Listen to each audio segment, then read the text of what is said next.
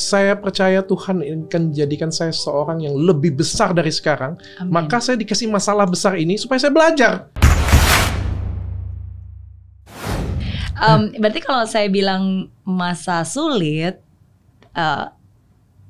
apa masa paling sulit? Apakah itu masa-masa paling sulit? Itu masa paling sulitnya. Kalau dalam hidup saya itu ada 2 kali masa sulit ya. Ada selalu banyak masa sulit sih menurut saya setiap hidup kita. Wow, berbicara tentang masa sulit, bahkan alam, lampu sampai mati karena ada yang kepencet. Iya. Tapi menarik loh ini masa sulit langsung gelap ya, zup gitu kan. Tapi kalau kita ngomong masa sulit ya, saya ngelihat semua orang kan lahir dari masa sulit pasti ya. Orang hebat, orang besar kan lahir dari masalah-masalahnya ya. Jadi saya bersyukur. Saya kalau ngomong masa sulit itu ada 2. Satu pada waktu saya di kantor perusahaan yang lama di Sinar Mas Group, itu saya pernah buat gebrakan yang luar biasa, dipuji, diapresiasi, dianggap anak berbakat, karyawan berbakat. Lalu ketika pimpinan pergi, saya pernah dipersalahkan dengan dengan prestasi yang sama. Audit datang, prestasi saya dipermasalahkan semuanya kayak gitu punya, dan itu ujian besar banget bagi hidup saya. Sampai papa saya pernah ngomong bahwa wah, papa aja umur segini aja nggak pernah punya masalah seperti ini. Papa saya umur 50 tahun pada waktu itu nggak pernah punya masalah seperti ini. Kamu umur 32 tahun tapi punya masalah seperti ini, kamu luar biasa katanya kan. Diajarkan cara ngelewatinnya, diajarkan ikhlas, akhirnya saya lewat. Yang kedua permasalahan hukum ini 2 tahun. Kalau ini mah masih singkat, cuma bulan.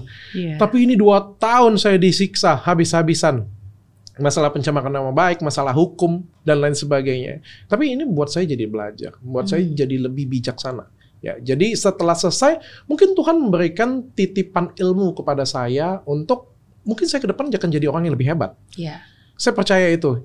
Mungkin saya percaya Tuhan akan jadikan saya seorang yang lebih besar dari sekarang. Amin. Maka saya dikasih masalah besar ini supaya saya belajar. Setuju. You jangan ngulangin nih kesalahan-kesalahan seperti ini nih. You jangan terlalu naif nih. You jangan barbar banget nih kayak gitu punya. Soalnya you orang yang akan besar nanti ke depan. Sehingga kau mungkin sedikit lebih santun, sedikit lebih ini kayak gitu punya kan. Jadi saya percaya ya, saya belajar dan saya lulus dari sekolah saya. Iya. Gak semua orang bisa menemukan kembali keyakinan itu dan tetap berpegang teguh, menjaga hati, menjaga pikiran, dan move on. Itu ya. Yang paling penting dari menghadapi masalah ini adalah kita bisa move on dan menjadi orang yang baru. Ketika diketok palu, Dr. Richard tidak bersalah. Bukan bebas ya, bahkan tidak sah. Artinya tidak sah ini kan tidak layak untuk disidangkan kan. Tidak layak. Kamu punya 2 opsi. Yang satu kamu mendendam, membenci. Terus-terusan kamu membawa energi negatif ini dan kamu tenggelam. Atau yang kedua, kamu maju. Kamu keluar. Nah saya milih yang kedua. Kalau logika kita kan orang sehat kan pasti aku pengen hidup dong ke depan. Aku pengen maju, aku pengen dikenal, aku pengen lebih lebih mungkin dikenal masyarakat atau lebih terkenal, lebih suksesnya lagi karena yang bagusnya. Betul. Nggak pengen karena jalan masih panjang kan. Nggak pengen karena tenggelam dalam dendam kan, kayak gitu punya kan. Nah, akhirnya saya pikir, tapi kan tetap kita kan manusia kan pasti ada kesel dong. Gila lo di penjara kagak kesel kayak gitu punya kan. Dan itu traumatik kan. Traumatik banget. Tapi kan akhirnya sekarang saya jadi bangga. Ya paling enggak kan saya pernah di penjara. Iya tapi seperti saya bilang, karena hanya orang-orang terpilih, dan saya selalu percaya apapun itu bentuk cobaannya. Mungkin ada banyak bentuk cobaan yang berbeda-beda ya. Ada yang mungkin dizolimi, ada yang mungkin diperkarakan, ada yang mungkin dipenjarakan, ada yang mungkin usahanya yang susah, usahanya yang dihancurkan. Apapun itu bukan sesuatu yang mudah pasti, dan hanya orang yang mengalami itu yang bisa sungguh-sungguh merasakan.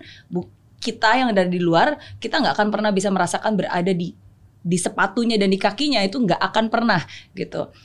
Tapi saya percaya bahwa ya itu pilihan sih, ketika Tuhan dan hidup memberikan kita pilihan dan menempatkan kita di dalam posisi itu. Ada banyak alasannya, bisa jadi karena kesalahan kita sendiri yang membuat kita berada di tempat itu, bisa juga karena orang lain juga yang jahat, bisa juga memang Tuhan yang mengizinkan karena memang ada pembelajaran. Apapun itu alasannya kenapa kita berada di tempat itu, yang paling penting adalah ya udah bagaimana kita menyikapinya, kembali lagi berserah kepada yang menciptakan kita dan percaya bahwa semuanya akan baik untuk kita yang percaya akan kebaikannya. Iya, dan sebenarnya bukan cuma saya yakin juga Miss Mary juga pasti punya permasalahan hidup dan pasti punya yang sesuatu yang besar. Semua orang sih pasti punya masalah. Iya. Yang di rumah nonton juga pasti punya masalah. Pasti.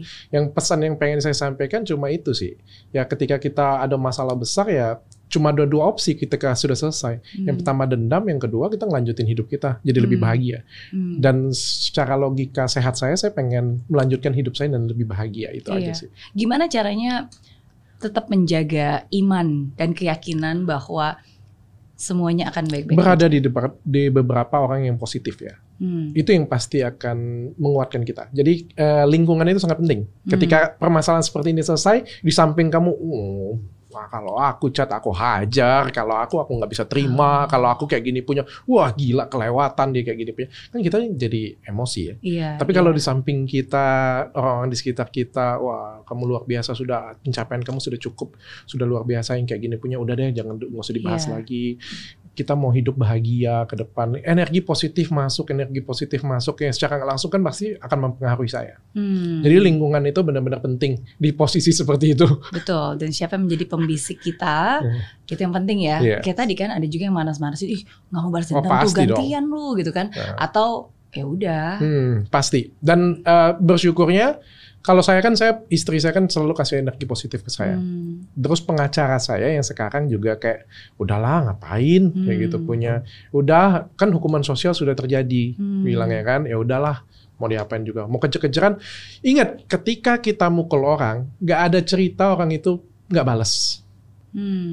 Ketika kita mau mukul orang, nggak ada cerita nggak dibalas. Saya di sini, walaupun kenal Miss Mary, cuma ya ketemu beberapa kali. Kalau saya ngamuk, saya pukul, pasti membalas. Entah balasnya pukul, entah balasnya teriak, entah balasnya keluar dari sini ngelaporin polisi. You mau saya pukul terus diam aja? Nggak ada. Ketika kita melakukan sesuatu ke orang lain itu pasti akan tangkis. Dan kita nggak ada yang tahu. Tangkisnya bisa jadi lebih kuat, lebih lemah. Ya kan? Ketika si artis KP memberikan serangan hukum pada saya pasti akan nangkis. Ini adalah tangkisan saya. Tangkisan saya kan cukup menampar semuanya sekarang ketika pra-peradilan saya menang. Dan ketika saya bilang, saya mau gugat lagi. Emang kalau saya gugat lagi dia pasrah kayak gini? Ya kagak. Dia pasti akan balas saya. Iya. Dan itu nggak akan pernah berakhir ya. Dan itu nggak akan pernah berakhir, dan saya juga nggak akan pernah tahu bahwa balasan dia seberapa kuat lagi ke saya. Bisa jadi saya kalah untuk ronde keduanya. Bisa jadi saya menang telak, nggak ada yang tahu kan. Ya udah, hindarin aja hal-hal seperti itu punya. Kalau nggak penting, kecuali ya penting banget dan itu prinsipil banget ya gitu. Ataupun begitu pun juga dengan dia. Saya nggak puas, saya tetap mau kejar Dr. Richard Lee. Begitu dia ngomong kejar, nggak mungkin saya bilang pasrah, ya sudah masukin aku ke penjara. Ya nggak mungkin. Pasti saya lakukan pembalasan lagi. Ya kan? Jadi lebih bagus kita menghindarin itu. Karena pasti aksi pasti ada reaksi, nggak mungkin nggak. Dan itu benar banget sih, benar banget. Ya kadang ya kalau kita lanjutkan nggak akan ada berhentinya. Ya jadi siapapun juga memiliki kedewasaan untuk memberhentikan. Nah itu. Dan kita bisa memilih yang mana yang harus, ya maksudnya apa ya, ini saya selalu bilang pada diri saya sendiri sih. Maksudnya seiring dengan berjalannya waktu, kita makin berusia, kita mungkin masih melihat banyak hidup, dan kita lebih mengerti apa yang penting dalam hidup ini, yang mana yang harus diperjuangkan, yang mana yang harus diperjuangkan mati-matian, dan yang mana yang harus ya udah nggak apa-apa direlakan aja. Ini kan kedewasaan diri. Andai kata dia menang juga dapatnya apa sih? Tetap dihujat orang loh. Dari awal kan sampai sekarang dia dihujat orang. Andai kata dia menang, saya masuk penjara pun, tetap kan image-nya kan nggak baik kayak gitu. Andai kata saya menang, saya masukin dia penjara pun juga nggak baik juga. Apa sih mau cari? Tujuan saya kan mau kasih edukasi masyarakat, bukan mau menjarain orang. Ngapain kayak gitu punya? Kita lihat ide besarnya aja, maunya ngapain. Kalau maunya dakwah ya kita kasih dakwah aja. Kalau mau kasih edukasi aja. Kecuali pengen nyelakain orang. Iya. Setuju.